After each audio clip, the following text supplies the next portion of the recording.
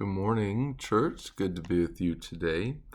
I want to start off with a little reference to our passage in Ezekiel today, 29 to 32, and we hear these prophecies against Egypt.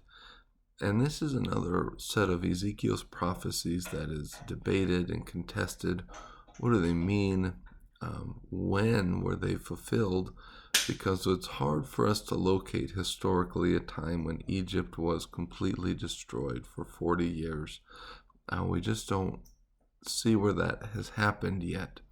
And so it was either in the 40-year period where Nebuchadnezzar had conquered some of Egypt's armies, and there's about 40 years, which would fit the prophecy when until Cyrus set them free along with the freedom of the Israelite exiles, or it's a time yet to come.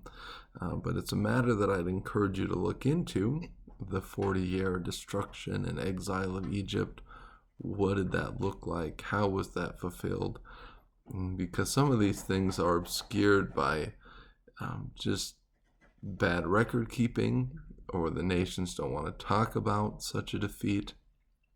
And so it's just good for us to look into, and it can stuff that can make us curious. But what we do know is that God is opposed to those who are opposed to Israel, and He's always be seen as bringing punishment against those who were ultimately against His people. That gives us reason today to continue to pray for the salvation of Israel and to seek to be their ally, because that's what the Lord our God desires of us, that they would come to know Jesus as Messiah and turn to Him and see the fulfillment of their faith and as God's chosen people.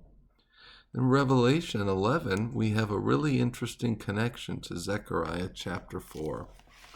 We see the two witnesses who are called the two lampstands. In chapter 4, Zechariah sees a vision of a lampstand with two olive trees. And that's what these two witnesses are called, the two lampstands, the two olive trees.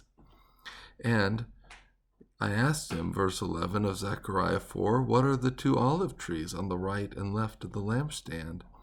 And I questioned him further, what are the two streams of the olive trees from which the golden oil is pouring through the two golden conduits? Then he inquired of me, don't you know what these are? No, my Lord, I replied. These are the two anointed ones, he said, who stand by the Lord of the whole earth. And it says of these two witnesses, these are the two olive trees and the two lampstands that stand before the Lord of the whole earth. Zechariah saw prophecy for ages to come, and these witnesses are given authority. They're actually a part of the woe, the second woe, because they can kill people with the fire that comes from their mouth. They can stop up the sky. They can bring all the plagues that Moses brought. The identity of these people, when they'll appear in the flow of history, is all hotly debated. But what is interesting is that they will be overcome for a time by the beast, and yet God will raise them again. Sometimes it can seem like the enemy wins, or that Satan is victorious, but we have to remember, we must always remember that there is victory in the Lord our God, and that He will ultimately, even from what might look like death, bring a total turnaround and total victory.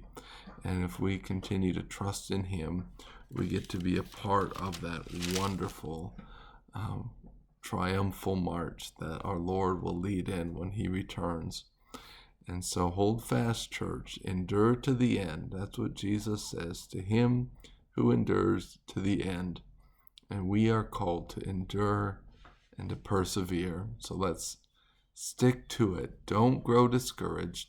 Trust the Lord your God and love Him, and dig into the Word and see as the meaning is drawn out of it, as you can discern how to apply it to your life. Let me know what kind of questions or thoughts you have about all this.